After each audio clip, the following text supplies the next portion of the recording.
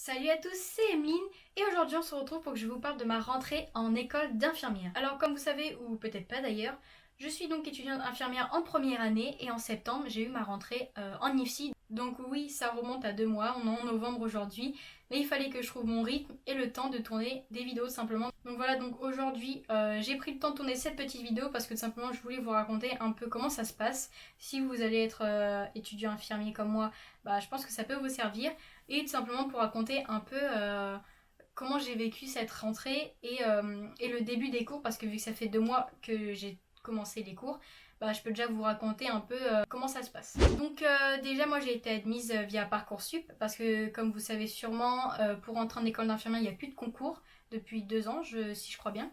Et donc moi je sors du lycée, donc d'un bac S, et j'ai été admise via Parcoursup dans une IFSI. Donc d'ailleurs je dirais souvent IFSI, IFSI c'est simplement Institut de formation en soins infirmiers, donc c'est ça l'établissement où je fais mes cours. Donc c'est pour ça que je vais plus parler d'IFSI que d'école d'infirmière. Donc j'ai été admise via Parcoursup à l'IFSI la plus proche de chez moi, donc je suis d'ailleurs contente pour ça. Je mets 15 minutes en voiture à y aller, et ça c'est plutôt cool parce que les autres elles étaient plutôt à une demi-heure, 1 heure. Enfin du coup je suis contente, j'ai été admise là où je voulais, mon premier vœu. Donc maintenant je vais vous parler plus de la rentrée. Donc d'abord il y a eu une pré-rentrée et une rentrée. Donc ma pré-rentrée c'était le 7 septembre de 9h à 12h30 si je me souviens bien. Bon tout simplement je suis arrivée. Donc je suis arrivée devant l'IFSI. Alors il y avait déjà une fille de mon lycée qui était là-bas. Du coup je suis contente, on se connaissait donc j'étais pas toute seule. Et finalement j'ai revu aussi une fille qui était dans mon collège donc je la connaissais aussi. Puis après voilà il y a il y a beaucoup de monde. Donc on est 110 dans ma promo je crois bien, à peu près 110. Et ce qui est drôle, ce qui est plutôt cool d'ailleurs, c'est qu'il y a beaucoup d'aides-soignantes, enfin d'anciennes aides-soignantes. Sur la promo, je crois qu'il y a 20% d'anciennes aides-soignantes et 80% d'étudiants ou de jeunes en tout cas qui sortent d'études. Et donc c'est plutôt cool d'être avec des personnes qui ont déjà un vécu parce que tout simplement elles racontent leurs expériences et moi je trouve ça vraiment intéressant d'être en cours avec des personnes qui sont pas juste des personnes de mon âge qui sortent du lycée ou qui ont eu des études autres. Et franchement, moi je trouve ça super cool. Donc tout simplement, cette année, la promo est partagée en deux. Comme vous savez que la situation sanitaire du moment, c'est pas top.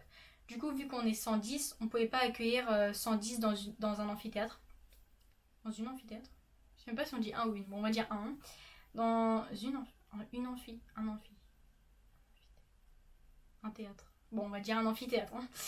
Du coup, la promo est partagée tout le temps en deux. On n'a jamais des cours magistraux ou des cours tout simplement tous ensemble parce que ce serait vraiment trop. Et de toute façon, même je crois que même l'amphithéâtre la plus grande, elle ne peut pas accueillir toute la promo entière.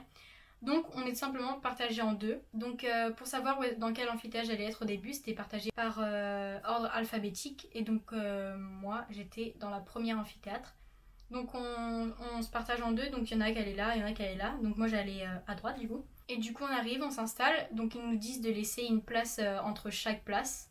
Parce que, en gros de nous installer et de laisser une place entre chaque, bah du coup à cause de la crise, voilà. Et donc la journée commence, donc toute la matinée ils nous ont parlé de comment ça allait se passer ces 3 ans. Mais surtout ils nous ont parlé de la première année et surtout du semestre 1 parce que chaque année est découpée en 2 semestres. Donc là par exemple je suis dans le semestre 1 et en février ou fin janvier-février je passe au deuxième semestre et chaque semestre on a des partiels donc concernant les yeux.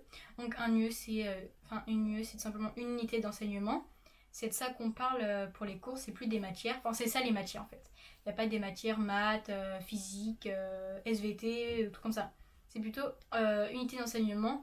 Par exemple, je peux vous en dire quelques-unes. L'unité 2.10, c'est infectiologie, hygiène. 1.1, c'est psychologie. L'unité 1.3, c'est législation, déontologie, tout ça. L'unité 2.1, c'est la biologie fondamentale. Enfin, tout ça, en fait, on parle d'unité. Donc, tout simplement, on nous a parlé des yeux, des différents yeux qu'on aurait. On nous a présenté un peu au formateur. On nous a pas montré les locaux, d'ailleurs. Je crois qu'ils le font, normalement, mais bah là, encore à cause de la crise sanitaire, ils ne l'ont pas fait. Donc, on n'a pas visité l'établissement. En fait, on est vraiment resté toute la matinée dans la même amphi. Ça paraissait un peu long, mais en fait, c'était plutôt cool. On nous expliquait un peu que ça allait être dur, qu'il fallait avoir beaucoup d'organisation et même quand il y aura les stages, il faudra même travailler en plus. Du coup, on nous a fait un peu peur au début, mais bon, après, c'est normal, on nous a bien tout dit. On nous a aussi présenté les plateformes, c'est simplement là où ils déposent les cours. En fait, quand on a un cours et qu'ils ont un support PDF, il est tout simplement déposé sur cette plateforme et nous on peut le récupérer après. Mais sur la plateforme, il y a aussi par exemple les groupes, parce que des fois on est partagé en 2, 3, 4, 5, 6, 7, 8, ça peut aller jusqu'à 12 je crois. Et donc il y a les groupes et il y a aussi le planning et puis il y a quelques informations aussi. Ensuite ils ont présenté la plateforme Moodle, donc ça c'est relié à l'université. Parce que oui, vous avez des cours universitaires. Donc vous avez tous les cours faits à l'IFSI, mais tous les vendredis, il y a les cours de l'université. Donc au début, en septembre, là, on pouvait se déplacer le vendredi à l'université. Donc moi, je suis rattachée à l'université de Paris, donc comment dire que je pense pas trop que j'aurais été. Et aujourd'hui, elle est fermée, donc on n'en parle plus.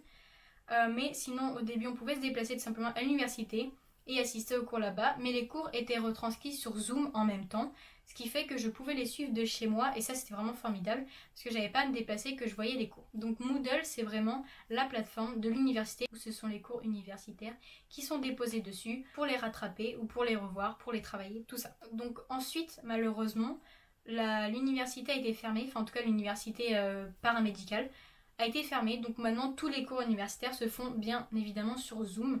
Ils continuent d'être sur Zoom, mais avant on pouvait se déplacer pour certains, là plus personne ne peut se déplacer et tout le monde se retrouve sur Zoom. Donc des fois on est à 500 étudiants sur Zoom avec un seul formateur et ça parfois c'est bien compliqué. C'est sûr que c'est bien compliqué de faire les cours à distance parce que déjà en présentiel c'est bien compliqué de voir des nouveaux trucs, comme par exemple, vous voyez la pharmacologie, donc c'est le 2.11. La pharmacologie, c'est vraiment difficile, c'est tout le concret des médicaments, c'est vraiment la pharmacie et tout ce qui va avec, donc ça c'est vraiment dur. On a eu beaucoup de distanciel sur ça, et ça c'était vraiment très dur de se mettre, même aujourd'hui c'est très dur encore de comprendre certaines choses, mais on fait avec, et de toute façon les formateurs de l'IFSI sont là pour nous aider, on peut leur envoyer des mails, des questions, on peut les appeler, on peut vraiment faire tout et ça c'est vraiment cool. Voilà, donc ça c'était vraiment la matinée, on nous a expliqué toutes ces choses là et on a eu la présentation donc des formateurs et aussi les coordinateurs d'année, donc c'est les coordinateurs qui nous suivent sur toute l'année.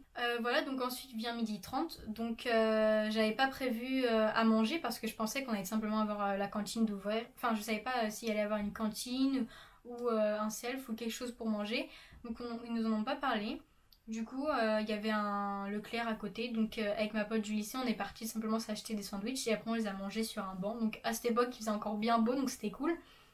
Et donc on a mangé et à 13h30 ou 14h, on a eu l'après-midi. Donc l'après-midi, tout simplement, ça a consisté à découvrir un peu notre RAP. Donc notre RAP, c'est notre référent d'accompagnement pédagogique qui va nous suivre, lui, sur les 3 années.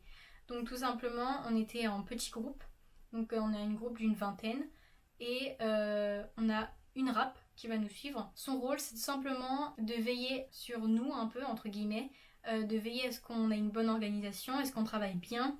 C'est vraiment un peu notre... vous savez, quand vous êtes au lycée, au collège, c'est un peu notre prof principal, vous voyez, celui qui va veiller sur vous, veiller à ce que vous travaillez bien, veiller à ce que vous n'ayez pas de problème, répondre à vos questions. En fait, il a ce rôle-là d'accompagnateur, tout simplement. C'est pour ça, accompagnement pédagogique. Donc, tout simplement, notre app, elle nous a montré, donc elle s'est présentée, on a parlé, on a dû se présenter nous aussi, on a fait un tour de la classe. On se présentait, on disait notre prénom, notre âge, de quoi on sortait, de quelle école, etc. Ce qu'on faisait avant, en tout cas. Et ce qu'on voulait faire plus tard, à part évidemment infirmière, je veux dire, s'il y en a qui voulaient spécialiser dans quelque chose. Donc voilà, donc c'est tous présenté, donc on a fait un peu part de tout le monde et on a parlé de beaucoup de choses. Elle nous a présenté aussi son UE, parce que les raps sont pas que des raps, ce sont aussi les formateurs. Donc ils ont une UE à proprement parler pour eux-mêmes. Et du coup elle nous a présenté son UE, elle nous a parlé d'elle, et donc ça a duré jusqu'à 17h30, donc oui c'était très long, mais en fait vu qu'elle a parlé, c'est pas forcément passé aussi lentement qu'on peut le croire. Donc elle nous a ensuite donné ce livre, donc je pense que vous allez tous l'avoir si vous allez être étudiant. Donc c'est simplement le livre Profession infirmier. Donc normalement ce livre, on doit le payer. Tous les ans ils nous ont dit que c'est les étudiants qui le payaient, mais cette année ils nous l'ont donné. Donc je sais pas pourquoi, mais ils l'avaient, donc ils nous l'ont donné.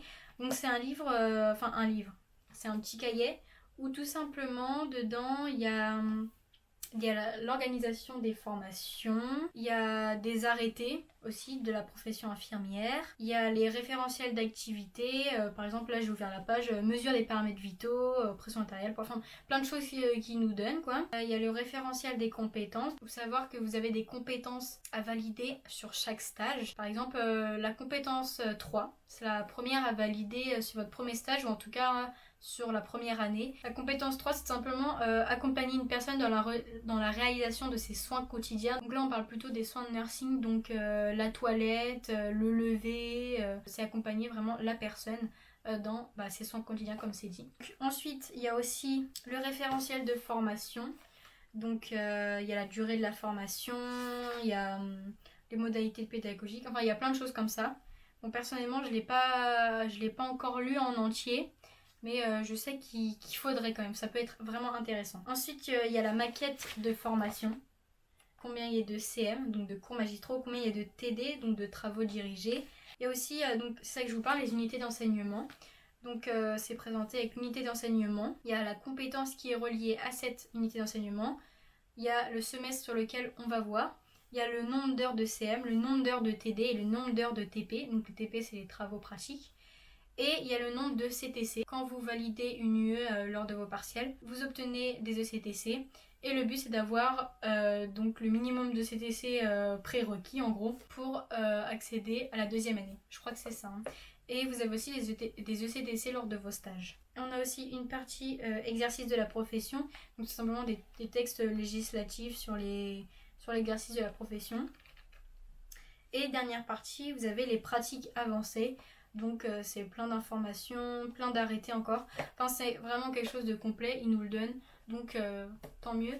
Comme ça nous évite de l'acheter et il est vraiment très utile. Voilà, donc la première journée se termine. Et ensuite donc vient le mardi. Donc le mardi, on a d'abord rendez-vous avec le prestataire pour commander nos tenues, nos accessoires. Du coup c'est de l'IFSI que vient les tenues. Et vous pouvez en plus acheter sur ce qu'il propose des accessoires. Des chaussures, une polaire, etc. Donc moi, personnellement, j'ai pris 3 tenues parce que quand on est en stage, les stages peuvent durer 5 ou 10 semaines ou 15 semaines. Et quand on n'a qu'une seule tenue, sachant qu'on doit qu'on doit la laver tous les 2 jours, vaut mieux en avoir plusieurs. Quoi. Donc j'en ai pris 3, comme ça je suis sûre de jamais être en manque si jamais il m'arrive quelque chose. J'ai aussi commandé donc la paire de chaussures qui proposait. Donc c'est simplement des sabots américains. Mais je pense que j'achèterai aussi des baskets blanches toutes simples parce que je pense que les sabots, si on doit enchaîner 10 ou 15 semaines, je pense qu'au bout d'un moment nos pieds ils vont pas trop assumer. Hein. Donc voilà, donc on avait ce rendez-vous là simplement pour commander et ensuite on a commencé à voir les premiers cours. Donc je vais pas vous expliquer les cours parce que je pense que ça vous intéresse pas tellement. Mais sinon il y a quelque chose qui m'a vraiment surprise. C'est que je m'attendais pas du tout à avoir autant de distanciel, mais ça je pense que c'est aussi la crise sanitaire qui fait ça parce que du coup il faut pas qu'on croise les deuxième et troisième années parce qu'on serait vraiment beaucoup trop dans l'IFSI. Du coup vraiment on s'est retrouvés à être que 2 jours par semaine à l'IFSI et tout le reste chez nous à travailler soit sur des PDF ou soit avoir un cours en distance avec le formateur en face de nous via Zoom ou Teams ou peu importe l'application sur laquelle on se retrouve. Mais vraiment c'était très impressionnant parce que je pensais pas du tout qu'on allait se retrouver en distanciel comme ça et franchement ça m'a perturbée au début. Maintenant j'ai un peu pris le rythme et j'ai un peu l'habitude de faire ça de chez moi, mais vraiment au début c'était très compliqué. Je m'attendais pas du tout à avoir autant de distanciel et donc on s'est tous dit entre nous de la promo que c'était vraiment dur et que personne s'y attendait, mais je crois même que les formateurs s'y attendaient pas non plus que ça se passe comme ça parce que en fait, c'est simplement avec la situation du moment ça se passe comme ça.